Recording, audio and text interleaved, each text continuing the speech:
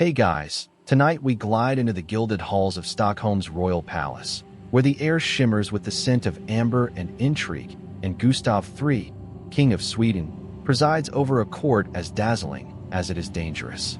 You stand in a candlelit ballroom, chandeliers casting golden flecks across velvet masks, but behind every smile lurks a whisper of rebellion.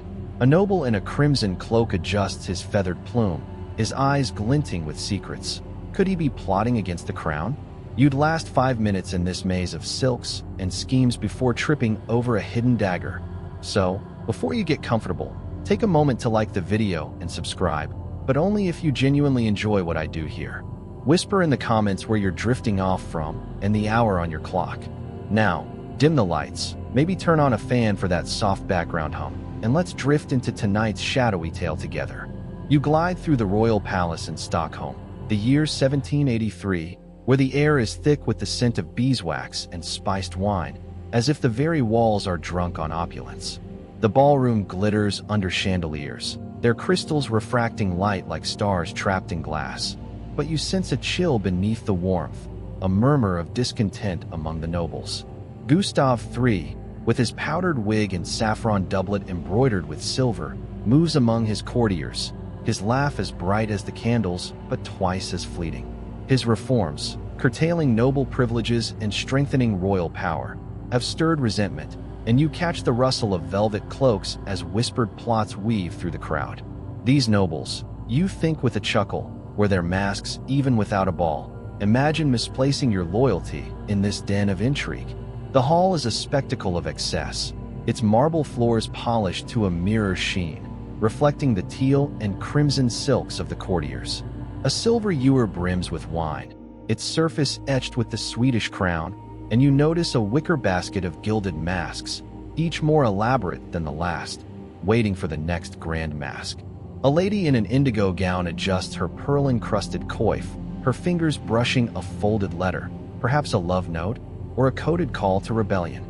A harpsichord's melody drifts through the air, soft but sharp, like the courtier's smiles. Gustav, ever the showman, gestures to a servant, who nearly drops a tray of crystal goblets, and you stifle a laugh. Poor lad, juggling wine and secrets with equal clumsiness. The historical nugget here is a sparkling one.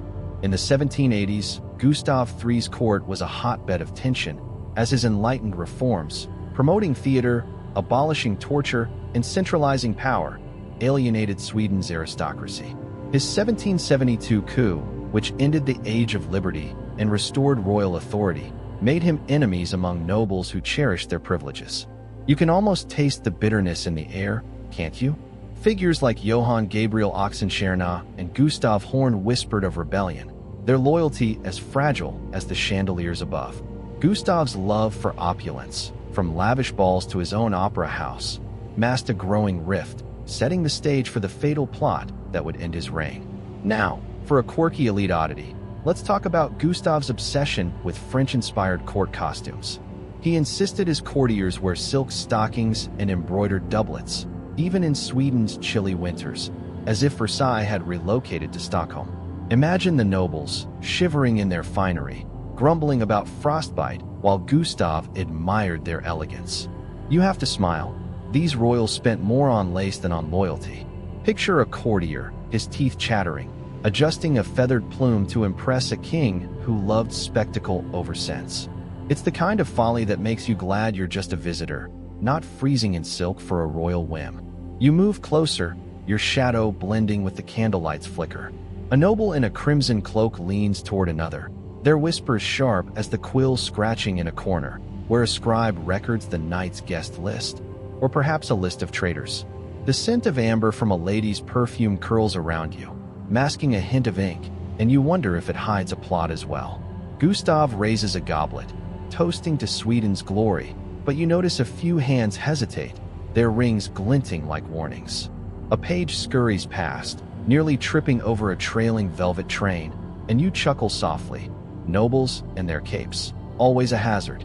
The ballroom's glow feels fragile now, as if one wrong word could snuff out the candles. The scholarly riddle that lingers is a tantalizing one.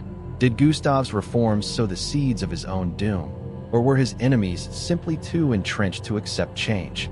Historians debate whether his bold moves, centralizing power and championing enlightenment, made him a visionary or a reckless king who provoked rebellion. Some see him as a reformer ahead of his time. Others argue his love for grandeur blinded him to the nobles' growing resentment. You feel the question's weight as you watch Gustav adjust his wig, his smile unwavering despite the whispers. If you were his advisor, would you urge caution or cheer his daring? As you drift through the ballroom, the harpsichord's notes soften, blending with the rustle of silks and the clink of goblets. A tapestry on the wall depicts a hunt, its golden threads catching the light, and you smile at the thought of nobles chasing glory as eagerly as stags. Typical, isn't it? They'd rather hunt fame than foes. Gustav pauses by a window, the night beyond dark and starless, and you notice a locket at his chest, engraved with a crown, perhaps a gift from his mother, Lovisa. The air grows heavier, the scent of wine fading into a colder draft, as if the palace itself senses the coming storm. As you glide toward the doors, the chandeliers dim, and the whispers of rebellion linger, a melody as haunting as the night itself. You glide into the Royal Opera House in Stockholm, the air alive with the scent of polished wood and rosewater, where Gustav III, King of Sweden, stands center stage, his saffron cloak catching the glow of 100 candles. It's 1784, and the theater hums with anticipation, its velvet curtains swaying like whispers of the court you left behind. Recall those glittering masks? The king, a playwright and patron, directs a rehearsal, his voice echoing with a passion that outshines the chandeliers. But you sense a shadow in the wings, a murmur of plots woven into the music's cadence. These nobles, you think with a chuckle, turn even their operas into battlegrounds. Imagine misplacing your lines and sparking a coup. The opera house is a marvel of opulence, its gilded balconies draped with indigo tapestries, their silver threads glinting like stars. A wicker basket brims with rolled scripts, their parchment edges curling as if hiding secrets. The stage is set for Gustav's own opera, Gustav Vasa, a tale of Swedish heroism, but you notice the courtiers in the audience, their crimson silks and feathered plumes masking restless glances. A lady in a teal gown adjusts her fan, her eyes darting to a noble whispering in the shadows. The air carries the faint clink of goblets from a side chamber, where champagne flows as freely as gossip. Gustav gestures to a musician, nearly tripping over a prop sword, and you stifle a laugh. Poor king, staging glory while his enemies rehearse betrayal. The historical nugget here is a dazzling one. Gustav III founded the Royal Swedish Opera in 1782, pouring his heart and treasury into theater as a tool of enlightenment and propaganda. His operas, often written by himself, celebrated Swedish history while subtly reinforcing his absolute rule, but they also deepened noble resentment. You can almost hear the strings' mournful hum, can't you? The aristocracy, already bristling from his reforms, recall the curtailed privileges in the palace, saw his theatrical obsession as both extravagance and a slight, fueling plots led by figures like Gustav Horn. The opera house, meant to unite, became a stage for conspiracy, its curtains hiding more than just actors. Now, for a quirky elite oddity, let's talk about Gustav's insistence on performing in his own operas, donning elaborate costumes like a gilded warrior or mythical king. Imagine the courtiers, forced to applaud their monarch's amateur theatrics, whispering about his ego while adjusting their own silk stockings. You have to smile.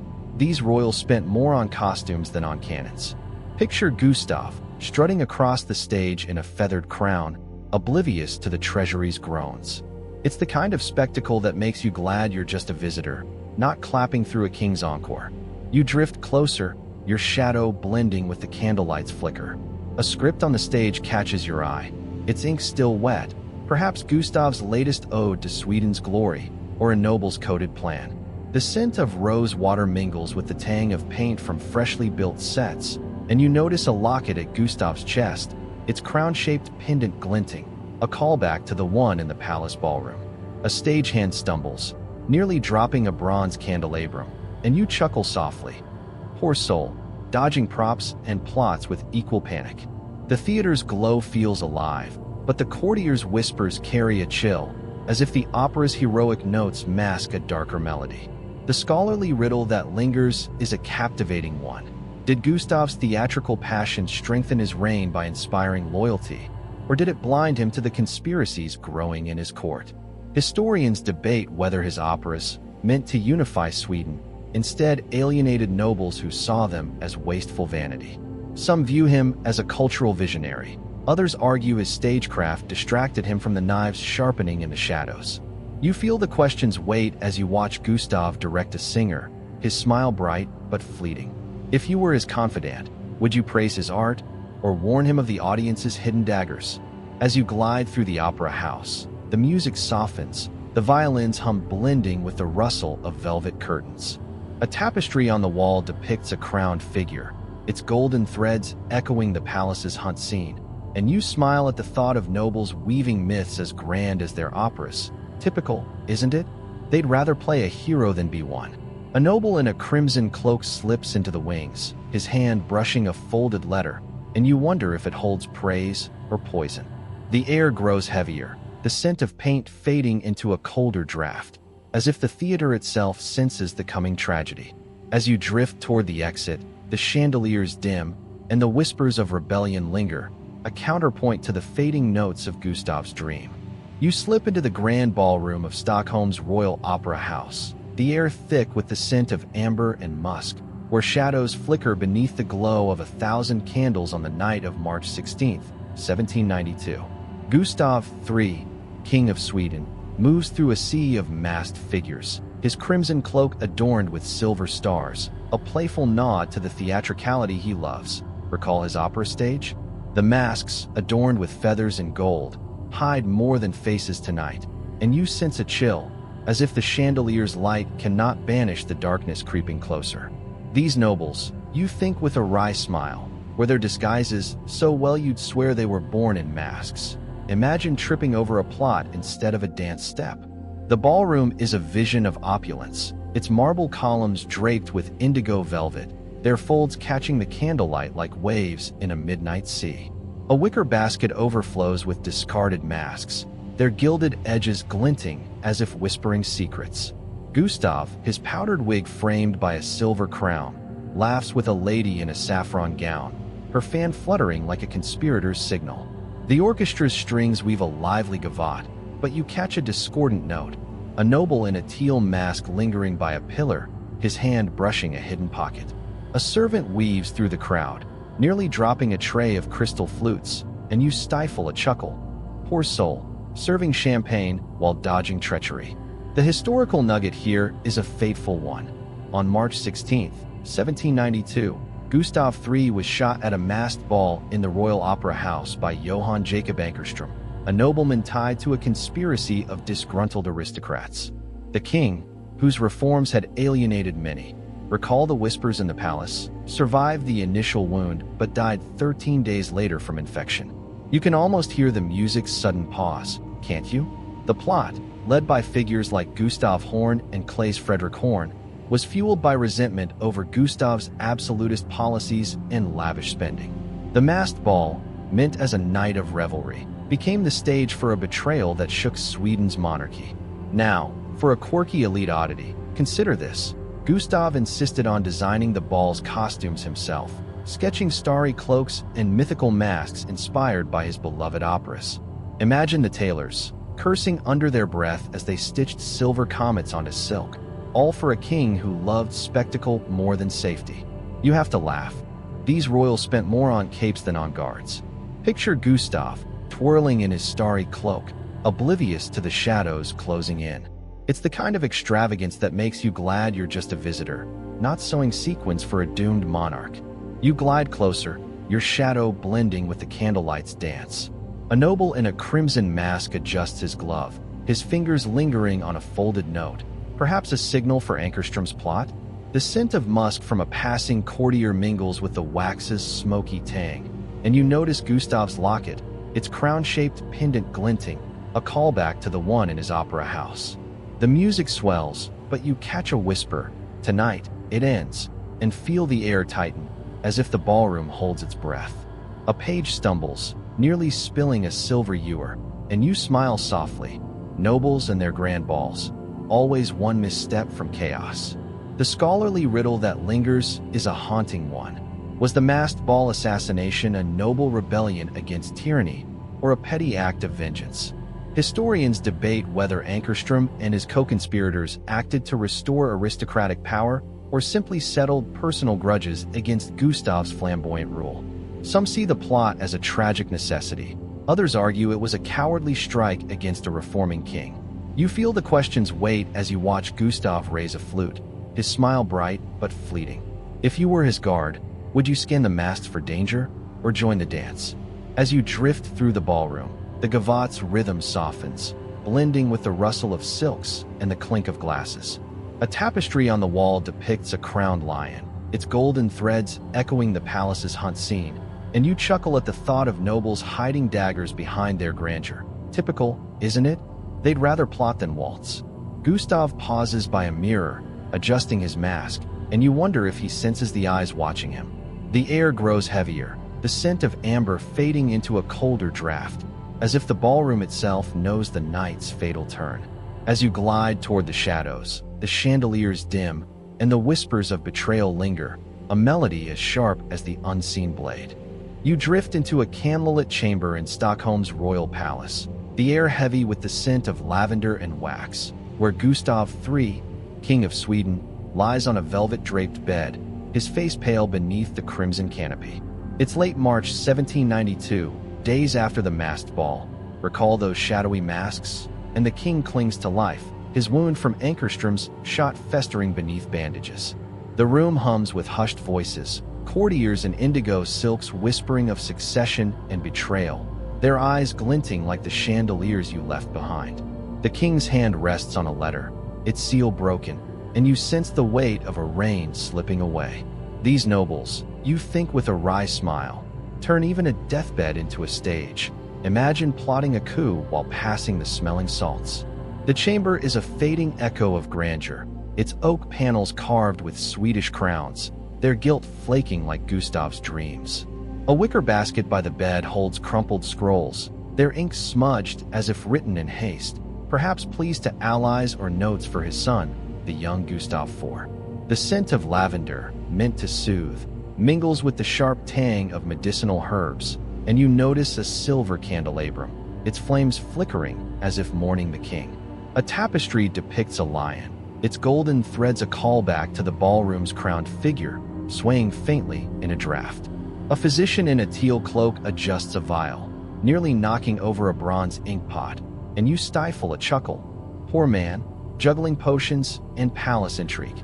The historical nugget here is a somber one.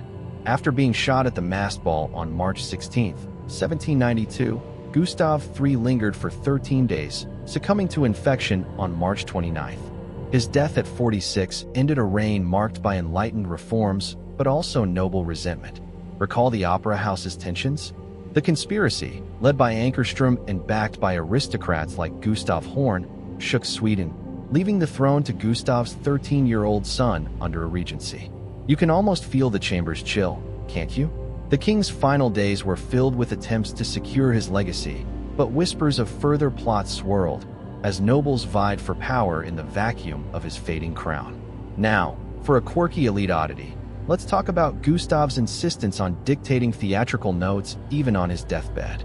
He scribbled ideas for a new opera, envisioning a grand funeral scene, as if death were just another act. Imagine the scribes, rolling their eyes as they transcribed his fevered musings, while physicians begged him to rest. You have to laugh. These royals planned their finales like a playbill. Picture Gustav, weak but gesturing grandly, as if his bed were a stage. It's the kind of extravagance that makes you glad you're just a visitor, not scripting a king's last curtain call. You glide closer, your shadow blending with the candlelight's flicker. A letter on the bedside table catches your eye, its crimson seal cracked, perhaps a final plea to his brother, Duke Charles, to guide his son. The scent of herbs grows sharper, mingling with wax, and you notice Gustav's locket, its crown-shaped pendant glinting, a callback to the one in the opera house. A noble in a saffron cloak whispers to another, their words sharp as a quill's scratch, and you wonder if they plot loyalty or betrayal. A servant stumbles, nearly dropping a silver tray of bandages, and you smile softly. Poor soul, caught between medicine and mischief. The scholarly riddle that lingers is a poignant one. Did Gustav's death ignite a new era of reform, or did it doom Sweden to noble power struggles? Historians debate whether his assassination weakened the monarchy, paving the way for instability under his son's regency, or galvanized his supporters to preserve his enlightened ideals. Some see his end as a tragic loss of vision. Others argue it exposed the fragility of his reforms. You feel the question's weight as you watch Gustav's hand tremble, clutching a quill. If you were his counselor, would you urge him to name a strong regent, or let fate decide Sweden's course? As you drift through the chamber, the air grows colder, the lavender's scent fading into the storm's damp breath outside. The tapestry's lion watches silently, its golden threads echoing the palace's grandeur, and you chuckle at the thought of nobles weaving conspiracies even now. Typical, isn't it? They'd rather scheme than mourn. Gustav's breathing slows, his locket catching the candlelight, and you wonder if he sees his operas, his reforms, his Sweden. A guard outside shifts, his armor clinking faintly, and you smile. Imagine guarding a king whose real battle is with his legacy. The chamber's glow dims, the candles sputtering, as if the palace itself senses the end of an era. You pause by the window, the snow outside falling like a quiet requiem, its flakes catching the candlelight like fading stars. The voices soften, blending with the creak of the bed and the rustle of scrolls, a lullaby for a dying king. Gustav's silhouette blurs, his locket a faint gleam, and you feel the pull of his fading reign, like a tide drawing you deeper into this gentle tragedy. As you glide toward the door, the scent of wax fades, the lion on the tapestry watching as shadows claim the room. The storm's whisper carries away the echoes of a king's last act, leaving only the silence of a fallen crown. You drift into a snow-dusted chapel in Stockholm's royal palace, the air heavy with the scent of incense and sorrow, where a silent crowd gathers to mourn Gustav III, King of Sweden, in late March 1792. The candles flicker, casting golden shadows on a crimson-draped coffin, a stark contrast to the glittering masks of the fatal ball. Recall those treacherous shadows? The young Gustav IV, barely 13, stands pale in a teal doublet, his eyes fixed on his father's locket, its crown-shaped pendant now still. Whispers of conspiracy swirl among the nobles, their indigo cloaks rustling like leaves in a storm, and you sense the weight of a legacy teetering on the edge of silence. These nobles, you think with a wry smile, mourn with one eye on the throne. Imagine plotting succession over funeral hymns. The chapel is a somber tapestry of faded splendor, its stone walls adorned with gilded crowns, their shine dulled by grief. A wicker basket holds prayer books, their pages worn as if seeking answers to Gustav's murder. The scent of incense curls upward, mingling with the chill of a winter draft, and you notice a silver candelabrum, its flames trembling like the uncertain future of Sweden's crown. A tapestry depicts a lion, its golden threads a callback to the ballroom's crowned figure, watching over the mourners. A cleric in a saffron robe adjusts a bronze censer, nearly tripping over his hem, and you stifle a chuckle. Poor soul, juggling incense and intrigue with equal clumsiness. The historical nugget here is a poignant one. Gustav III's death on March 29, 1792, after the masked ball assassination, left Sweden in turmoil, with his son Gustav IV ascending under a regency led by Duke Charles. The conspiracy, recall Ankerström's shot, exposed deep noble divisions, as figures like Gustav Horn faced punishment, but questions lingered about others' involvement. You can almost feel the chapel's heavy air, can't you? Gustav's enlightened reforms, from opera to legal codes, were overshadowed by a regency fraught with power struggles, leaving his legacy as a visionary king or reckless dreamer in doubt. The nation mourned, but the whispers of murder and betrayal echoed, shaping Sweden's uncertain path. Now, for a quirky elite oddity, consider this. Even in death, Gustav's love for theater persisted, as nobles commissioned a grand funeral masque with actors reenacting his victories. Imagine the courtiers, debating costume designs while the coffin lay in state, as if a play could mend a broken crown. You have to laugh. These royals spent more on pageantry than on peace. Picture a performer, draped in crimson silk, reciting Gustav's glories to a grieving court. It's the kind of excess that makes you glad you're just a visitor, not staging a monarch's farewell. You glide closer, your shadow blending with the candlelight's glow. A letter rests beside the coffin, its crimson seal cracked, perhaps Gustav's final words to his son or a plea to quell the plots. The scent of incense grows thicker, mingling with wax, and you notice the young king's hand clutching his father's locket, a callback to the one in the opera house.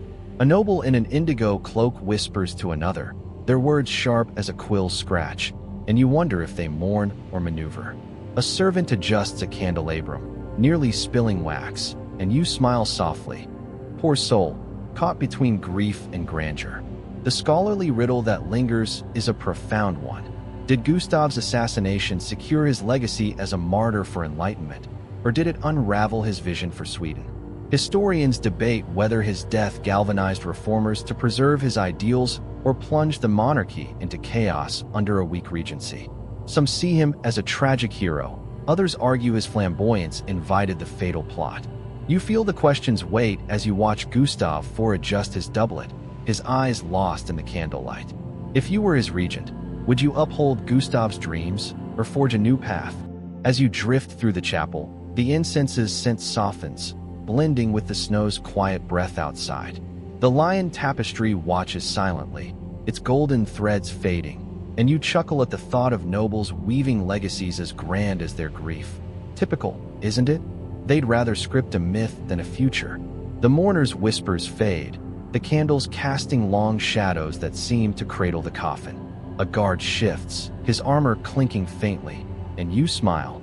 Imagine guarding a legacy when the real fight is in the heart. The chapel's glow dims, the snow outside falling like a gentle shroud, carrying away the echoes of a king's silenced reign. You drift from the chapel, the candlelight fading into a soft, endless void, where the scent of incense and wax dissolves into a winter's sigh. The golden lions, the rustle of silks, the whispers of betrayal, all melt away, like snowflakes on a quiet stream. You're floating now, weightless, as the stars above Stockholm blur into a soothing shimmer, their glow a whispered promise of rest. Gustav's operas, his reforms, his tragic end, they slip into the night, leaving only the hum of a snowy silence. Share your thoughts below, and let the stillness carry you to slumber. Subscribe to Dark Lens Stories for more tales of noble shadows. Next, a Medici's poisoned chalice awaits.